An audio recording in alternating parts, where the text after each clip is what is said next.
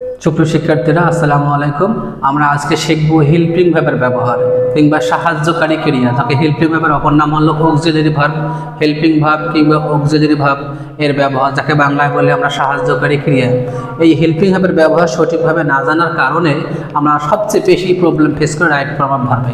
Right form of ভার্বে এই helping ভার্বের সঠিক ব্যবহার না জানার কারণে আমরা ম্যাক্সিমাম স্টুডেন্টকে দেখি যারা ভুল করে ফেলে।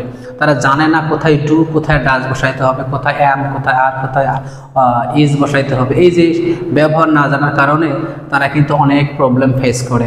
আমরা এই হেল্পিং ভার্বগুলোকে এত ক্রিটিক্যালভাবে মাথায় রাখি, মনে হয় যেন আহামরি কিছু, আসলে কিছু না। আমাদের একটা সহজ একটা টেকনিক মাথায় রাখলেই কিন্তু আমি হেল্পিং ভার্বগুলো চিরতরের মধ্যে মাথায় থাকবে, ইনশাআল্লাহ ভুল আর হবে না। আর এই হেল্পিং ভার্ব ব্যবহার আগে জানতে হবে আমাদের যে 12টা টেন্সের মধ্যে আমাদের দুইটি টেন্সের হেল্পিং ভার্ব নাই। একটা আছে প্রেজেন্ট ইনডেফিনিট, একটা আছে ফার্স্ট ইনডেফিনিট। এই দুইটা টেন্সের কিন্তু হেল্পিং ভার্ব নাই। এই দুইটা টেন্সে নর্মালি আমরা ট্রান্সলেট করতে গেলে এটার হেল্পিং ভার্বের প্রয়োজন হয় না, কিন্তু যখন ইন্টারোগেটিভ নেগেটিভ করতে যাই তখন এই দুইটা টেন্সে হেল্পিং ভার্বের ব্যবহার প্রয়োজন হয়। আর ওই সময় আমরা প্রেজেন্ট ইনডেফিনিটের ক্ষেত্রে নেগেটিভ ইন্টারোগেটিভ করার ডু অথবা ডাজ হাওলাত নেই, আর ইন্টারোগেটিভের ক্ষেত্রে ডিড। এই প্রেজেন্ট ইনডেফিনিটে ডু আর ডাজ, এই কখন ডু কখন ডাজ বাচ্চারা মনে হয় যেন 1971 সালে যুদ্ধ করে, তো ওরা মাথায় রাখতে পারে না। আসলে সহজ একটা টেকনিক, এটা মাথায় রাখলে ইনশাল্লাহ আর জীবনে ভুল হবে না। আমরা দেখতেছি প্রেজেন্ট ইনডেফিনিটে ডু আর ডাজ আছে। আমার 4টা tense: present indefinite, continuous, perfect, perfect continuous, past indefinite, past continuous, past perfect, past perfect continuous.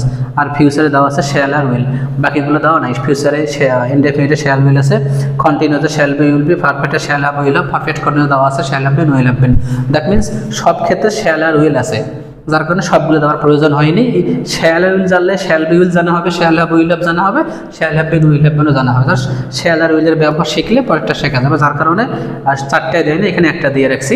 তো আমরা শুরুতে যাই। আমরা জানি এই হেল্পিং ভার্বগুলো আগে জানতে হবে হেল্পিং ভার্ব সাবজেক্টের সাথে বসে না সাবজেক্ট হেল্পিং ভার্বের সাথে বসে, আর সাবজেক্ট কয়টা। মূলত এটা একটু মাথায় রাখতে হবে। আমাদের মূলত সাবজেক্ট হলো 8টা। এই 8টা subject I, we, you, they, he, she, it, noun. আমাদের সবচাইতে বেশি প্রবলেম করবে এই সাবজেক্ট 4টা। এই 4টা আমাদের মাথায় রাখতে হবে। এদেরকে বলা হয় subject third person singular number. মাথায় রাখতে হবে এদেরকে বলা হয় subject third person singular number. আর এদের নিয়েই সবচেয়ে বেশি প্রবলেম হয় আমাদের। আমরা যখন দেখবো এই 4টা সাবজেক্ট আছে, তখন মাথায় রাখবো এদের সঙ্গে যে হেল্পিং ভার্বগুলো বসবে বা যে ভার্বগুলো বসবে তাদের সঙ্গে অবশ্যই এস বা ইএস থাকতে হবে, তবে সেটা শেষের দিকে। হেল্পিং ভার্বটা শেষের দিকে যদি এস বা ইএস থাকে, কিংবা মেন ভার্ব, যেমন আমি গৌ লিখবো, তা রহিম কি নাউন, তা রহিম কি গৌ লেখি না গৌজ লেখি, গৌজ লেখি, তাহলে ইএস কোন দিকে যুক্ত হয়েছে? শেষের দিকে। তার মানে আমরা সবসময় মাথায় রাখবো এদের কথা।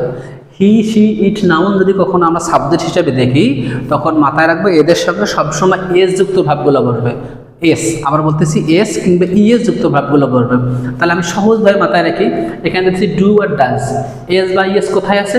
এই যে এখানে আছে, এই জন্য এই দুইটা এদের সাথে বসবে। আমাদের মাথায় রাখতে হবে যে ডাজ, এই ডাজের সাথে হি, শি, ইট, নাউন বসে না। এরা যেহেতু সাবজেক্ট, এদের সাথেই এই ডাজ বসে। অনেক বাচ্চা আবার বলে যে ডাজের সাথে হি, শি, ইট, নাউন বসে না। এই ডাজ এদের সাথেই বসে, কারণ সাবজেক্টটা হলো কর্তা আর ওটা তো মেন, ওদের সাথে এ বসে। এখন আসেন, তাহলে যদি আমি ডাজ এদের সাথে বসে থাকতেছি ডু, তো ডু কার সঙ্গে বসবে? এই 4টার সঙ্গে বসবে। I do, we do, you do, they do. অর্থাৎ আমি আগে এই 4টা চিন্তা করবো, এই 4টা দেওয়ার পর যেটা বসবে সেটা এই দিকে। আচ্ছা, এখানে আছে কি? অ্যাম, ইজ, আর। তাহলে অ্যাম, ইজ, আর এর মধ্যে এস কোনটার সঙ্গে আছে? এই যে এস, এইটি আছে। তাহলে আমি কি এটা এভাবে দিতে পারি না যে এটা গিয়ে কাদের সঙ্গে বসবে? এদের সঙ্গে বসবে। তাহলে আমি কি বুঝলাম যে যেহেতু এই ভাবের সঙ্গে এস আছে, আর আমরা তো জানি যে হি, শি, ইট, নাউন হলে অবশ্যই ওই ভাবটাই বসবে যে ভাবের শেষে এস বা ইএস আছে। তাহলে আমি দেখলাম এখানে এস আছে, তাহলে এটা আমি এদের সঙ্গে বসাবো। He is, she is, it is, Rahim is, Karim is, এরকম ইজ বসবে। আচ্ছা, বাকি থাকলো অ্যাম। আমরা জানি যে এই হেল্পিং ভার্বগুলোর মধ্যে সবচেয়ে একটা চরিত্রবান এবং ভদ্র হেল্পিং ভার্ব হলো, সেটার নাম হলো অ্যাম। এ সর্বদাই আইয়ের সাথে বসবে, আর কোথাও বসবে না। অ্যাম, আই ছাড়া আর কোথাও বসে না, এটা কনফার্ম। তাহলে আমাদের সাবজেক্ট কয়টা? 8টা।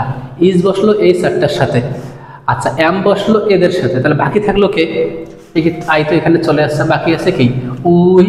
তাহলে আমাদের সঙ্গে উই ইউ আর একটা হচ্ছে দে। তাহলে এই আর এদের সঙ্গে বসবে we are you are they আর। বিষয়টা ক্লিয়ার? তাহলে আমরা বুঝলাম ইজ, হি সি ইট নাম সিঙ্গুলার নাম্বার আর এস আছে এই জন্য ওদের সাথে বসলো। আর এম সর্বদা আই এর সঙ্গে বসে। বাকি থাকলো আর তিনটা, এখানে একটা 4টা গেছে, এখানে একটা 5টা, সাবজেক্ট মোটে 8টা, আর থাকলো 3টা। ওই 3টার সঙ্গে কি বলবে? আর বলবে we are you are they are. Clear? আচ্ছা, পরে দেখতেছি হ্যাভ এবং হ্যাজ আছে, সেম সিস্টেম আমরা ওইভাবে মাথায় রাখি। এখানে এস কার সঙ্গে আছে? এইটার সঙ্গে আছে। তাহলে আমরা কি এভাবে এটা দিতে পারি না লাগা যে এই হ্যাজগুলো কার সঙ্গে বসবে? He has, she has, it has, Rahim has, তাহলে ওদের সঙ্গে বসতেছে। আচ্ছা, বাকি থাকতেছে কি? হ্যাভ। তাহলে এইখানে যদি এই হ্যাজ ওদের সাথে বসে তাহলে বাকি থাকতেছে এই 4টা। তাহলে এই 4টা এইভাবে দেওয়া যায় না যে এই হ্যাভগুলো সবসময় এদের সাথে বসবে? I have, we have, you have, they have, same. বাকিগুলো ওই রকমই। আমি দেখতেছি হ্যাভ বিন, এদের সঙ্গে এস নাই, এইখানে এস আছে, তাহলে হ্যাজ বিন। তাহলে কি আমি দিতে পারি না যে এই যে এদের সঙ্গে হ্যাজ বিন বলবে? He has been, she has been, it has been, Rahim has been. তাহলে আমি কি এভাবে দিতে পারি যে I have been, we have been, you have been, they have been. বিষয়টা ক্লিয়ার? আচ্ছা, পাস্ট ইনডিফিনিট টেন্সে দেখেন একটা হেল্পিং ভার্ব আছে, যেহেতু একটা আছে এটা তোর ভাগ করে অর্ধেক অর্ধেক করে দেওয়া যাবে না, তাই আমরা এখানে লিখতে পারি অল। এখানে যদি অল লিখি তাহলে কি বোঝা যাচ্ছে যে সকল সাবজেক্টের সঙ্গে কিন্তু ডিড বসবে। He did, she did, it did, আর Rahim did, Karim did, we did, they did, যেখানে লেখি না কেন সবার সঙ্গে ডিড লিখবে। কিংবা আমি যদি এখানে 8 লিখে দিই তাহলে আমাদের এই 8টা সাবজেক্টের সাথেই ডিড বসবে। আচ্ছা, যেহেতু নিচে 2টাই হেল্পিং ভার্ব তার মানে ভাগ করা যাবে। তা আমরা দেখতেছি এইটার সঙ্গে এস আছে না এটার সঙ্গে আছে? আমরা দেখতেছি হেল্পিং ভার্বের এস পেছন দিকে থাকতে হবে, কিন্তু তা এস এই দিকে আছে। তাহলে আমরা কি বুঝলাম? তাহলে যেহেতু এস আছে তাহলে এই যে এরা এইদিকে বসবে। তাহলে এই যে আমরা কি হি was, she was, it was, Rahim ওয়াজ, করিম ওয়াজ, জাহিদ ওয়াজ, মশির ওয়াজ, যা দিলাম ওই নামের সঙ্গে কি ওয়াজ বসতেছে। তাহলে এই যে আর আছে, আর কার সাথে বসবে? এই যে এরা, we were, they were, you were, আর আইটা বসে এদের সাথে, আই ওয়াজ। আই সিঙ্গুলার, যদিও ফার্স্ট পারসন কিন্তু সিঙ্গুলার হওয়ার কারণে এই যে ওয়াজের সাথে আইয়ের সাথে ওয়াজ বসে। তাহলে আমি কি বুঝলাম? এখানে 5টা সাবজেক্টের সঙ্গে ওয়াজের ব্যবহার হয়। I was, he was, she was, it was, Rahim was. আচ্ছা, এরপরে দেখতেছি হ্যাড। হ্যাড কয়টা হেল্পিং ভার্ব? একটা। তাহলে হ্যাড কি ভাগ করা যাবে? নো, ইম্পসিবল, ভাগ করা যাবে না। তার মানে এটার মতো আমরা লিখতে পারি অল, সবার সাথে বসবে, সবগুলো সাবজেক্টের সাথেই অল হ্যাড বসবে। আমাদের দেখতেছি এখানে had been, had been same, been তো হলো লেস, মেন হ্যাড। তাই এটাও যেহেতু একটা ভাগ করা যাবে না, এটা আমরা 8 দিতে পারি যে 8টার সাথেই বসবে, কিংবা অল সবার সাথেই বসবে। এইখানে একটা প্রবলেম যে এইখানে তো এস আছে, তাহলে এই he shall, it shall, noun shall, তা না। আমি বলছিলাম যে সকল হেল্পিং ভার্বের শেষে এস আছে, তাহলে এখানে তো শেষে এস নাই, সামনে আছে, তাহলে এই নিয়মগুলো এখানে প্রয়োগ হবে না। আর এটাকে তো মূলত হেল্পিং ভার্ব, এখান থেকে এটাকে আবার মডাল ভার্ব বলা হয়, যার কারণে এই সূত্রের মধ্যে এ পড়বে না। আচ্ছা, আমরা এই পর্যন্ত কনফার্ম। আমরা দেখলাম যেগুলো ভার্বের শেষে এস বা ইএস আছে ওরা সবসময় এদের সাথে বসবে। আর নর্মালিও যে ভার্বগুলো আছে আমরা এস বা ইএস যুক্ত করলে শেষেই করি। আমরা যদি কখনো রহিম লিখলি, আমরা যে গোজ লিখলাম, রহিম গোজ, তাহলে এই যে আমি ইএস যুক্ত করলাম, কোন দিকে করলাম? শেষের দিকে। রহিম ইট, তাহলে আমি কোন দিকে এস লিখবো? শেষের দিকে। তার মানে আমার সবসময় ভার্বের শেষের দিকে এস বা ইএস থাকলে এইগুলো শব্দের সঙ্গে ওরা বসবে।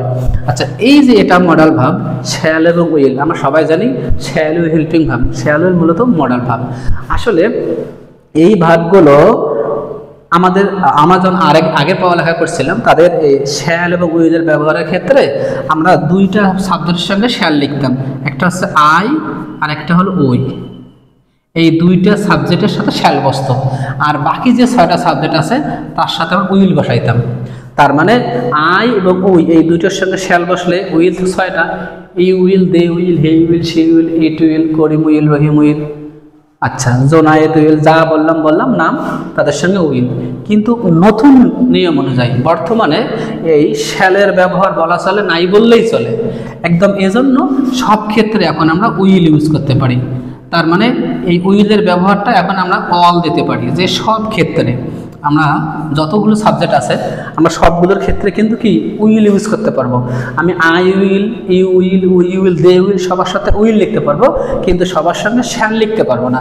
আমি যদি শ্যাল কথাটা ইউজ করতে যাই এই মডেল ভার্বটা, তাহলে অবশ্যই আমাকে আই এবং উইর সঙ্গে ব্যবহার করতে হবে, এদের সঙ্গে ব্যবহার করা যাবে না।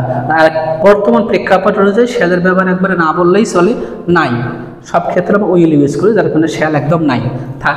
তাই নাই যেহেতু এটা ব্যবহার কম করে করবো, আমরা না করলেও চলবে। আর যদি কেউ করতে চায় তাহলে এই দুটো শব্দের সঙ্গে আমরা এই শ্যালের ইউজ করব, আর সব ক্ষেত্রে আমরা উইল ইউজ করবো। তাহলে আমরা আজকে কি বিষয়টা ক্লিয়ার হইলাম? আর একবার সামারি বলে দেই, সেটা হচ্ছে আমরা জানি দুইটা টেন্সের হেল্পিং ভাব নাই, একটা আছে প্রেজেন্ট ইনডেফিনিট আর একটা আছে ফার্স্ট ইনডেফিনিট। এই দুইটা টেন্সের হেল্পিং ভাব না থাকলেও এগুলো নেগেটিভ ইন্টারোগেটিভ পড়ার সময় আমরা হাওলাত নিতে হয় হেল্পিং ভাব।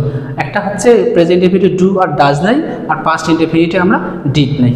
এই যে হেল্পিং ভাবগুলো আমরা সহজ করে মাথায় রাখবো যে সাবজেক্টের মধ্যে হি, শি, ইট, নাউন এদেরকে বলা হয় থার্ড পারসন সিঙ্গুলার নাম্বার। এইগুলো যখন আমার সাবজেক্ট হিসেবে থাকবে, আর যদি সেটা প্রেজেন্ট ইনডেফিনিট টেন্স হয় তাতে অবশ্যই আমি ডু ডাজের মধ্যে ডাজ বসাবো। ভার্বের সঙ্গে এস বা ইয়েস আছে, তো এস বা ইয়েস যুক্ত ভাবগুলো সবসময় এদের সঙ্গে বসে। যদি প্রেজেন্ট কন্টিনিউয়াস হয় তাহলে আমি ইজ বসাবো, কারণ ওখানে এস আছে।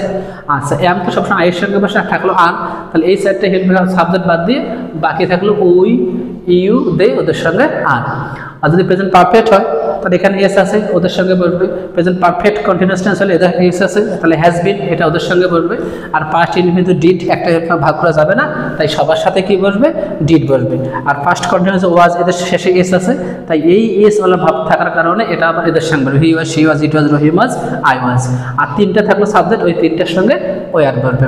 আচ্ছা, পাস্ট পারফেক্টে হ্যাড, হ্যাড একটা হেল্পিং ভাব তাই সবার সাথে বসবে। আবার হ্যাড বিনে একটা হেল্পিং ভাব তাই সবার সাথে বসবে। আর শ্যাল ইউজের ক্ষেত্রে এরা যেহেতু মডেল ভাব তাই এই পর্যন্ত হেল্পিং ভাব, আর এটা হচ্ছে মডেল ভাব, তাই এই পর্যন্ত সবসময় ওই নিয়মটা ফলো করব। আর এখানে এসে আমরা যদি শ্যালকে ইউজ করতে চাই তাহলে আমরা অবশ্যই আই এবং উইয়ের সঙ্গে ব্যবহার করব, আর বাকি ছটার ক্ষেত্রে উইল ব্যবহার করব। আর যদি মনে করি যে না আমি শ্যালের ব্যবহার করবোই না, নো প্রবলেম, আমি সব ক্ষেত্রে উইল লিখতে পারবো। আইয়ের সাথে উইল লিখতে পারবো, হি উইল, দে উইল, সেই উইল সবার সঙ্গে আমি উইল লিখবো। এবং কার্যক্ষমতার দিক দিয়েও শ্যালের চেয়ে কিন্তু উইল যুক্ত সেন্টেন্সটা জোর বেশি বোঝায়, যার কারণে শ্যালের ব্যবহার না করাই উত্তম।